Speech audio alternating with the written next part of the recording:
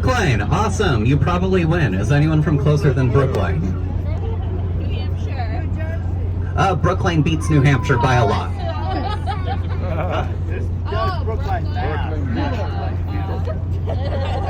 No, Brookline like the Boston suburb. So, good to have you all on board, wherever you're from. We're going to be moving away from the dock in a minute here. Once the boat starts moving, I'll let you know, and as best I can, there will be a sharp blast of the horn, so those of you sitting outside will want to cover your ears. I'll do my best to give you a warning when that comes. Now, there's a crowded boat today, so I just want to remind everyone this is a narrated tour, so make sure that everyone around you can hear the narration and enjoy the trip they're here for. So make sure, especially if you're indoors, to keep your personal conversations low enough to be respectful to those around you. We're boating. Now, the law requires me to tell you some safety stuff. Biggest thing to know is that this is a U.S. Coast Guard certified vessel, which means there are life jackets on board for every single one of you in marked compartments throughout the vessel. Please only don those in the case of emergency. In the event of an emergency, follow all the directions of the captain, crew, and especially me, because I'm the only person on board with a working microphone. No running on the boat, that's very important. You will run out of space very quickly. There will be water all around you. There is nowhere to run. So please, use walking feet all throughout the vessel. When you're using the stairs, or if things are getting rough at all, as it can when it gets windy out further in the harbor, please use handrails. Good rule is one hand for you and whatever you need, and one hand for the boat. Finally, no smoking, vaping, e-cigarettes, anything like that on the boat. Thanks again for joining us on the Frederick Nolan on this historic harbor cruise. We will stand by until we're underway.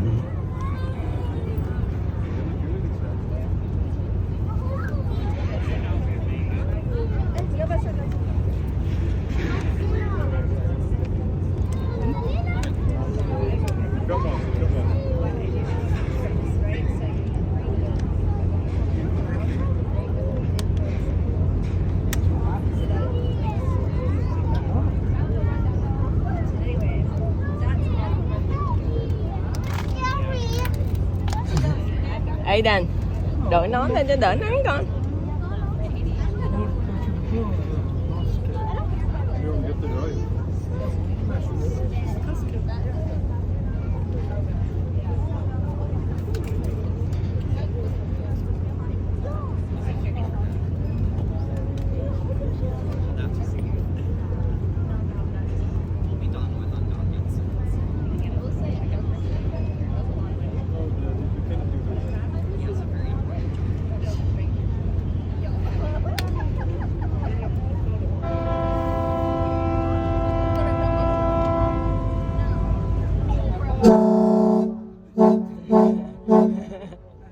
Just missed warning you about that, sorry.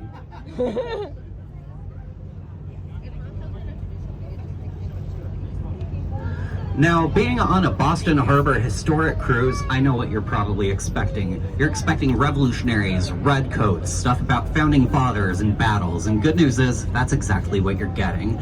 But those all tie into bigger themes about Boston, and Boston as it exists today. So as we go around the harbor for the next hour, I'm going to invite everyone to keep in mind a couple big themes. One is Boston's relationship with the sea as the source of its economy, the source of its livelihood. And the other is its relationship with the natural environment as a place that has shaped Boston, and a place that in turn Boston has shaped. Let me show you what I mean. This is a good place to start. Off the starboard now is Long Wharf, where you all boarded this boat. Why do you figure that's called Long Wharf? Any guesses? Yeah, because it's long. In fact, it used to be a lot longer. This used to be nearly half a mile long, stretching even further back than you see it now. That's because so much more land was added around it. You see, when the Puritan colonists got here in 1630, they were fleeing religious and political repression back in England. When they came here, they arrived on a small rocky peninsula, not good to farm at all. So they looked at the sea, they said, we will farm that instead. So the first settlers here in Massachusetts became fishermen, and in turn they became boat builders. And over time they kept building up more and more elaborate harbor works to the point that Boston became the single most important harbor in all of the British North American colonies. Long Wharf here is, as the name suggests, a wharf, so it's land held in by stone walls, and at its biggest length, more than half a mile long, the space between where it originally started and where you got on the boat today was built through a process that took that even further. It was called the wharfing out of Boston. It took a couple hundred years, and what it meant was building parallel wharves running alongside each other, sprouting out from that small rocky Shawmut Peninsula where the Puritans first came, building a rock retaining wall between those wharves, filling the rest in with earth.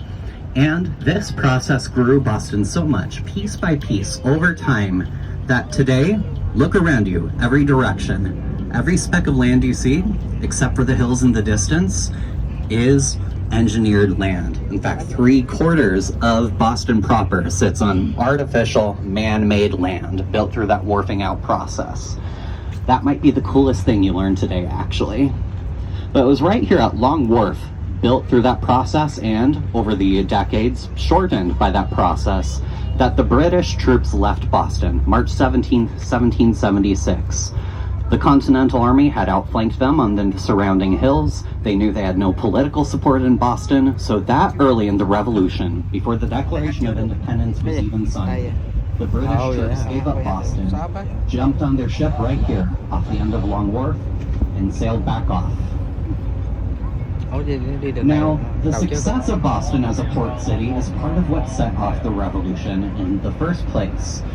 As such an important port, it was tied into the entire British imperial economy. They were trading cotton from India, tea from China. They were trading in sugar and rum from the Caribbean slave economies, deeply entwined with the entire imperial economy. So, as they grew more prosperous right here in Boston in the 16 and 1700s, and as England gained more and more debt from its wars back in Europe, they saw a great revenue opportunity. After the 7 Years' War, which here in North America, of course, we know as the French and Indian War, they decided that they were going to tax all kinds of consumer goods that the colonies imported.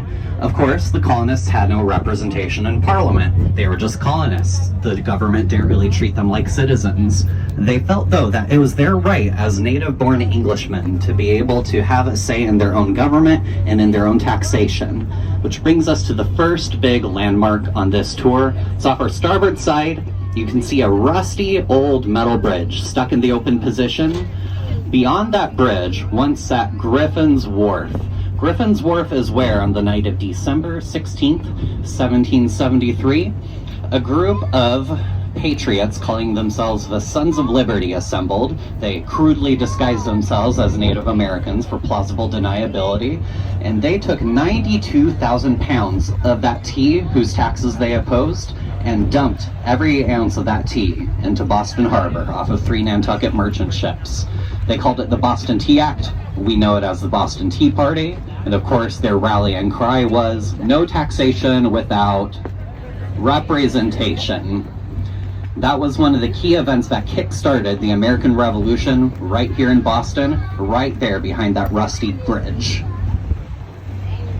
We're now coming into an area known as South Boston because, of course, once upon a time, it was south of Boston. Locals know it as Southie, but if you were one of the colonists back in the 1600s, you would have known this as South Bay because there was no land there. That was a bay, just water. You can see some of those telltale signs of man-made land along the shore there. You see those rock-retaining walls and then all the flat land they're holding back. Because, of course, who wants to build a hill? Waste of time, waste of dirt. South Boston, for the longest time, was a light industrial district. It's where leather workers and garment manufacturers had their factories. But today you'll notice it's covered in these tall glass buildings.